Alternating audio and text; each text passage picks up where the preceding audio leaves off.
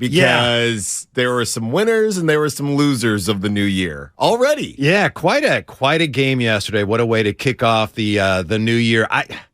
I don't mean to start the show with a hot take. I thought Brock Purdy. There's no other way. There's no other way. I thought Brock Purdy was better last year. I don't know. I just thought. Yeah. No interceptions last year. I'll tell you that much. Isn't it interesting? I'm sorry, but you look at the numbers as we discussed a moment ago, and it's easy to look. If you haven't seen a game or something, you want to look at a passer's ratings and his completions and all that stuff. Brock Purdy yesterday, we know how he played. We know he had ups, he had downs. You look at the numbers, 22 for 35, 284, 2 touches and an interception. You look at that, it's like, that's pretty good. But if you saw the games, like that doesn't come close to telling his story. No, and I think that's what happens a lot of times with numbers, right? They don't necessarily tell the whole story. You know, numbers never lie, but they don't tell the whole truth. That's what I like to say. So, point. And I think that when you look at how Brock Purdy played and when you look at how this Niners team played, the one positive thing you can say is that, well, you won the game, number one. And number two, everybody is dealing with something. We're going to get to the rest of the NFC and NFL, and everybody is, just trying to get through and get W. So ultimately, I think that makes it tough when we're talking about Brock Purdy and we're talking about this Niners team. At the end of the day, if you walk away with a W, there's not really that much to complain about. Yeah, I'm with you. And maybe I'm kind of reverse engineering this because last week I said I think they're going to go all the way. I think they're going to win the whole thing. But we were talking last week, and everyone's been talking about how hard it would be for the 49ers to say, win out. Now, of course, they could lose next week and still, they don't have to win out. But you figure, man, there's a really good chance if they're going to win the Super Bowl, they're going to win the rest of their games. Well, look how many they've won, and you do the math. Like, that's just hard to do. It is, obviously. But you take it 1 week at a time, so you don't sit there and go, we'd have to win 14 in a row, whatever it is. But I agree with you. If I understood your point, every team has those games. Yesterday was one of those games where for the 49ers, even though they clearly were superior to the Raiders, they just could not get the game tilted in their favor. They'd start to, and then they'd make a mistake. Fred Warner face mask, or Brock Purdy would miss an open receiver, or the Raiders would make a play, and they made a lot of them yesterday. So it's one of those games where we're better than these guys, but we just can't get the game going in our direction. And yet they came back and won that game, and that says a lot, I think, about where they are right now and who they are. Well, it says a lot about the Niners. It also says a lot about the Raiders as well. This is how many times have they blown, 4 or 5, who's counting? Big lead. So it doesn't matter if it's Derek Carr, doesn't matter if it's Jared Stidham. Yeah. They're going to find a way to lose the ball game. And the Niners, were able to be to win in that way. When I look at this Niner team, I'm starting to get a little worried about a couple of things here. Number one. Worried? Yeah. No. You got the W. Knocking on the door. You got the W. You got the W. Don't get me wrong. You got the W. But when I do look at Brock Purdy, the longer we get to watch him, the more we get to watch him. A lot of people are getting to watch him. And what does that mean, Whitey? That means that there's a book. There wasn't a book early a couple weeks ago against the Dolphins. Wasn't a book early on in his career, and now that you're book starting is to see a fairy tale, sir. The book is a fairy tale story. Oh, Disney would love it. Hopefully with a wonderful ending. No, Disney would love it. 30 for 30, Purdy for Purdy. We got it all going on. Don't worry about it. Don't worry about it. But you're starting to see different things that you didn't know that he couldn't do, right? And number one that I'm seeing, I'm just going to put it out there, the numbers do reflect this. He does not like to throw to his right. And I'm not saying he can't. But I'm saying that if I know that, defensive coordinators know that, and he's got to go up against a lot of people smarter than me. Now, just if I may clarify, and I'm not disagreeing with you, but just to make sure I understand, do you mean that he doesn't like to roll out to his right, or he does not like to throw the ball to the right side? Both. Both. Okay. Both. All right. Both. If you look at his heat chart on the right side, and he's right-handed, so it's kind of weird, but on the right side, there's nothing. There are no completions over 10 yards, I think. Huh. Yeah. All right. So he doesn't even try him. You think that if you know that, there's a good chance that other defenses around the NFL. I'm not saying they can't win. I'm saying this is something, if I'm noticing it, everybody's going to notice it. All right. I would ask you this. That is interesting, especially as you say the way he rolls out to his left. And as you say that, I'm envisioning him doing that. It's like, yeah. Think about it. Every pass to Kittle. Yeah. Yeah. Every pass, it's all on the left. Okay, if that's true, and so far it's been true, did it contribute yesterday to the problems they had? Is it a problem for them? Is it something that other teams can actually take advantage of, or is it merely, he tends to favor the other side of the field? Other teams, yes. The Raiders, no. Is probably my guess. I would say that the deeper you get into the playoffs and the deeper you get into the season, or whatever the case may be, they're going to zero in on it. I'm not saying, look, we're picking from what we can pick from because he has been really good. Yep. So now we have to now be harsher in our criticism. If this was week 1, I wouldn't be saying any of this stuff. But we're getting to the point now. I think you would. I probably would. But we're getting to the point now where you have to pick and choose your battles, right? And Brock Purdy and what he's doing, he's playing well. But now we're getting to the point where, all right, if this guy's going to win a Super Bowl here, we have to hold him to a higher standard. That's all it is. Fair enough. I'm just wondering now what your motivation is. Are you a Jimmy guy? Does he have a Jimmy jersey under there? No, I'm not a Jimmy guy. Okay. No. All right. I'm a Trey Lance apologist, apparently. Oh, is that what it is? Yeah. All right. Yeah. That was my next guess. 510 is chiming in on the Xfinity Mobile text line. It's game 5. You think if this was cause for concern, defenses would have adjusted now. Come on, man. It takes a while. You don't get a book in one day. It does. Right? You don't get a book in one game. One of the things that really stood out to me. And I'm not saying they couldn't win. They can't win. I'm just saying I've just noticed it. You think it could be something that other teams are going to try to capitalize on. I think a lot of people, too, who are not necessarily impressed with Brock Purdy. For example, on the way in today, listening to Fox Radio, and some of the guys are, Brock Purdy, I don't know about him. I don't have any faith in him. Fair enough.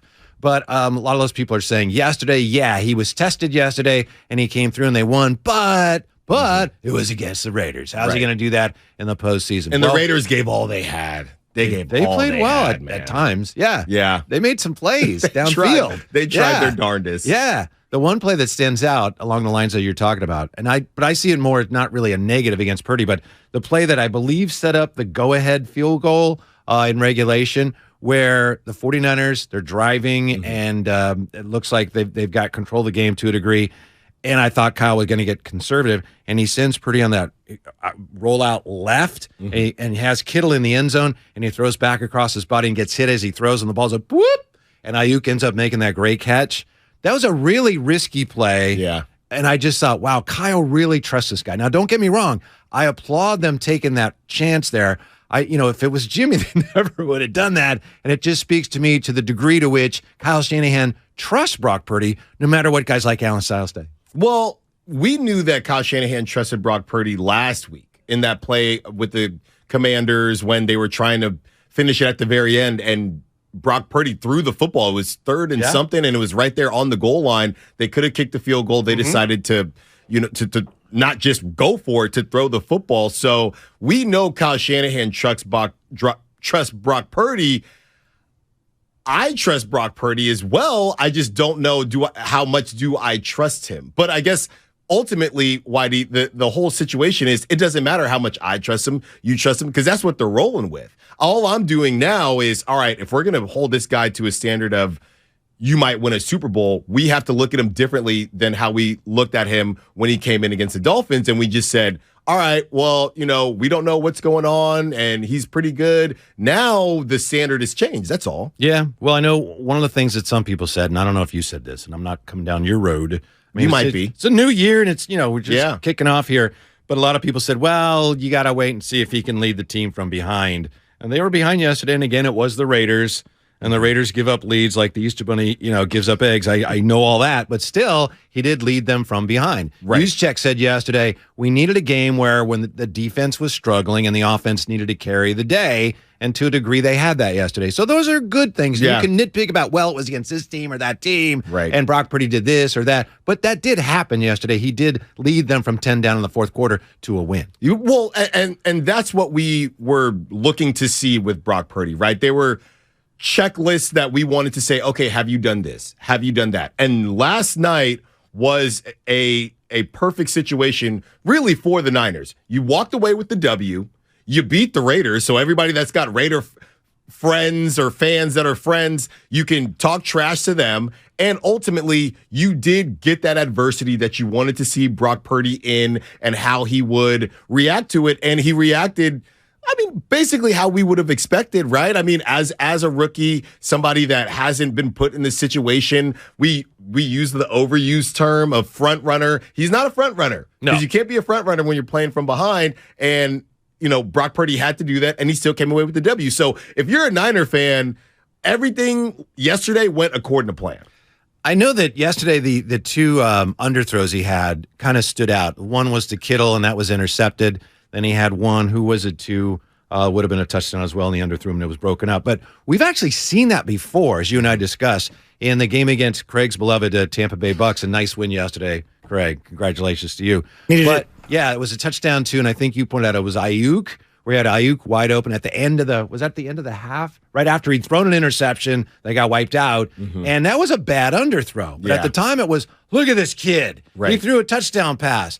So yesterday wasn't the first time we've seen him come up a little short, and that was one of the knocks on him coming out of the draft was that he didn't have great arm strength. So I think that's just part of the Brock Purdy experience. Yeah, well, and look, nobody thinks that Brock Purdy has a bazooka. The question is his arm good enough to get it done? And I think it is. When you're going to have to start going off platform and making different throws and making different decisions, that's when we're going to see, all right, has it been put to the test? It just hasn't necessarily been put to the test that much, but yesterday I thought was a good situation for Brock Purdy, and they came away with it. So what are you going to say? Yeah, he's Alan Stiles, and I'm Whitey Gleason. And for the Roasters today, Happy New Year, 95-7 the game. So what to you, from the 49ers standpoint, would you say, the most impressive thing about that win? Just the fact that they won. Right. I mean, I think that everything that was textbook situation for the Raiders to come away with that W. They missed that field goal. They got to go to the overtime, and everything was, this is the Raiders' last chance. Jarrett Stidham. Yeah. Right. I was saying, is it Jarrett Stidham? He might be that guy. You actually got backup, underdog quarterbacked when your quarterback is Brock Purdy. Exactly. And the other team's nobody quarterback played better than yours. Right, right. The Underdog Bowl 2.0. I thought the original Underdog Bowl was Heineke versus Brock Purdy, right? Sure. And then Heineke gets pulled, and now Carson Wentz is back. So I'm like, okay, Underdog Bowl 2.0. Yeah. And you have Jarrett Stidham. He can do some things. I mean, look, if you're a Raider fan, I think you're probably happy. I mean, if the CJ Stroud, whatever you're going to do with the Raiders, I don't know if Jarrett Stidham is going to be your guy, but he did play really well. He could have been the guy. Whitey, when I look at my notes right here, who won the week, I have a couple guys. I'm not going to say because that's a tease. Yeah, we have a couple guys, but I do say Jarrett Stidham could have been in that list, and he is not. I think the most impressive thing for the Niners is that they survived the body blows from the Raiders, and they were able to come out on top, because the Raiders probably played one of their best games of the season, and it still wasn't enough. Mm-hmm. What stood out to me, what I'd say is the best thing about the 49ers win, in addition to what you said, we talked about that. Hey, you won. Things were not going your way, and you won the game. They did manage, defensively especially, to come up with some big plays when they needed them. Mm-hmm. Case in point, the goal line stand, Eric Armstead, that play where he takes on, two blockers and then tackles the ball carrier short of the goal line. I could watch that play all day and still not totally understand. How did he do that? Mm-hmm. That was incredible. Yeah. So even though the defense, some of the weak spots were showing there, they made some big plays when they absolutely had to. And they actually, of course, did that on both sides of the ball. Yeah, well, I gotta read this one, Whitey, because look, I'm a man of my word. And the 650 is calling me out of Styles. Shout out in style, out of style, of Styles. Brock is not Mullins. Hello, you need more proof. All right, okay. I'll wear it. Yeah, I'll wear it. Fair enough. That came up. Yeah, is that Jonathan? Yeah, I think that's our guy Jonathan. He called last week, and I said, check back in Monday because Alan's going to be here. All right, all right. Look, the thing about Brock Purdy that I will say is, this weird thing, Whitey, when you can't quantify things with QBs. And they said the same thing Ron Rivera did about Taylor Heineke. He said, hey, I don't know what it is about Taylor Heineke, but when he's in the game, my team plays better, right? You can't find that at the combine, right? Whatever it is, he has it. Or Ron Rivera was saying that about Taylor Heineke. And I would say the same thing about Brock Purdy. He has it. I don't know what it is, right? He's not the tallest. He's not the fastest. He doesn't have the strongest arm, but he finds a way to get it done. And he is a guy that galvanizes the troops. And when you can do that, and when you can get people to buy into you as a leader, sometimes that's better than being the tallest. Sometimes that's better than having the strongest arm. And that's what Brock Purdy's been able to do. Jimmy had it too, right? I don't know what it is about the QBs that Kyle Shanahan tries to find, but these are the guys that when, you're in the locker room and you're down at halftime and you look up and, all right, who's about to talk? When that guy talks, you listen. Mm-hmm. And that sometimes that's all that you really need. I need somebody that I can believe in. And Brock Purdy is somebody that this team seems to believe in. There's also a clarity that comes with the desperation of the situation. You don't have a choice right now. It's not like there are guys in the locker room going, I think Josh Johnson should be playing. When you don't have a choice, everyone realizes this is our best chance to win. When you've got, a quarterback controversy or anything resembling that, how it is, human nature. Some of the players may be thinking, I think that other guy should be playing. Well, right now, that's not an option. Right. So you got that too. Everyone knows, all right, we're on board with this guy because we have to be. But you said Brock Purdy, and you did sum up what it is exactly. You said, I don't know what it is.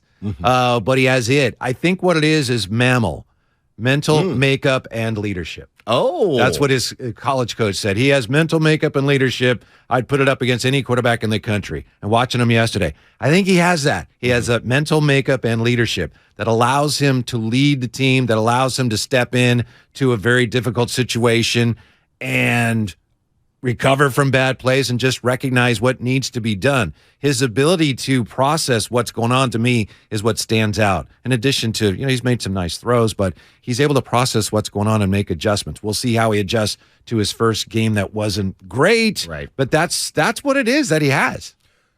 He makes things look easy. That's what I've always said. When you had Jimmy in there, he's getting happy feet. It didn't look easy. If I felt When Brock Purdy plays QB, it makes me feel like I could play QB. Yeah. And I can't play QB. Right. Oh, but the fact, I don't think I could.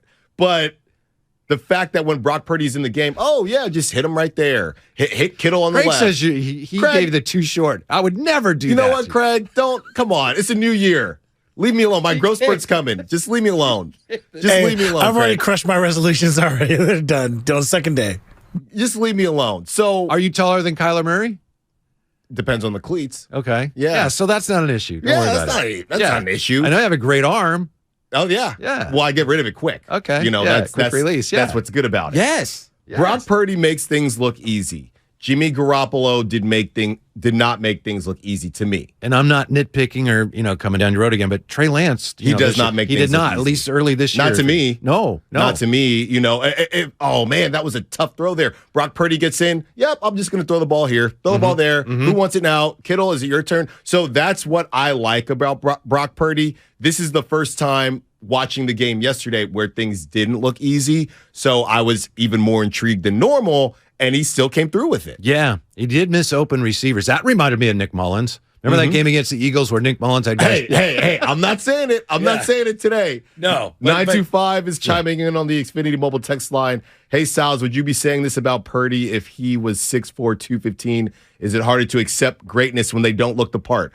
Not me. Not me at all. Because I'm a fan of the smaller guys, just like we were talking about. So that's not it for me. But I will say, I think that's part of it to go completely in a different direction. That's how people feel about Steph Curry. I think that takes away from Steph's greatness because he just looks like a normal dude. But not me, 925. I think, if anything, it adds to his greatness because you have guys like Tua, and Brock Purdy's taller than Tua, but I can't see the line. I can't, I need you to move so I can see where you're going. So it doesn't help the fact that they're not the biggest guys in the world. But Brock Purdy, to me, the only time I've noticed it, Whitey, has been when Brock Purdy gets the balls batted down, which has been starting to happen a bit more often. I do think that that's one of the reasons some people that haven't seen Brock Purdy play as much, that they're reluctant to accept the fact that this guy's pretty good because of that point. And I know you say you don't feel that way, and I believe you on that. But, there's a certain look that quarterbacks have, and he doesn't have that. And you see him at the Warrior game. It's like, he's just a guy. That's fine, but I do think some people don't even realize it, but they look at that and go, that's not an NFL quarterback. Look at that guy. And it's like, well, that doesn't matter. But I do think there is that bias. You're too big. You're too small. I mean, there's so many different things that, you have to fit a perfect, I guess, archetype, right? And I mean, look at Zach Wilson. Yeah, he looks the part. He looks the part on the bench. That dude is garbage, right? So to me, I don't think anything until I just see them play. At least I try not to. Now, Kyler Murray is different because Kyler Murray is significantly smaller than anybody we've seen. Because Russell Wilson was right there on the cusp, and Kyler Murray is smaller than Russell Wilson. It reminds me of the book Moneyball, where Billy Beane would tell his scouts, we don't want guys that look good in blue jeans. Remember, it's like, I don't care what they look like. Yeah. Maybe the guy's a little heavy or whatever. I want to know, can he get on base? Does he have the hit tool? So it's the same type of thing here going on with quarterbacks. Some of us think, that guy doesn't look like, there's a quarterback and a way a quarterback looks, and he's not it. So he's got an ugly girlfriend, no confidence? Right. and how many guys have looked the part just like Zach Wilson? Not saying Zach Wilson's done or anything like that. There might be some Jets fans and they listening. couldn't play. But they couldn't play. Right? How many guys? I mean, that's what we talk about. Whitey, you bring up baseball. That's what we talk about, the 12 p.m. The 12 p.m. hitter. Allen is a baseball guy. Big baseball guy. He played college baseball. Long time ago. Yeah. The 12 p.m. hitter, that's the guy who's hitting all the bombs in batting practice, right? Or he looks great for, the combines and things like that. But when it's time to actually play, where are you at? I was, by the way, the 12 a.m. hitter, because the only time I hit bombs was in my dreams. And I'm like, I don't know. That's the only time that happened. But I see what you're 405, dead center. Exactly. So there's a lot of guys that look the part, but it doesn't really matter. And does Brock Purdy look the part? Not really, but it doesn't actually matter. And to the earlier note that I was speaking about in terms of his heat chart and can he throw to his right? That's very high level stuff this early in the morning, Allen. Here's the thing, Whitey. He could get the Super Bowl. He could win the Super Bowl before anybody kind of zeroes in on it. It could be quick. It could happen just like that. So I'm not even saying that this is going to hinder the Niners. It's just something that I happen to notice. So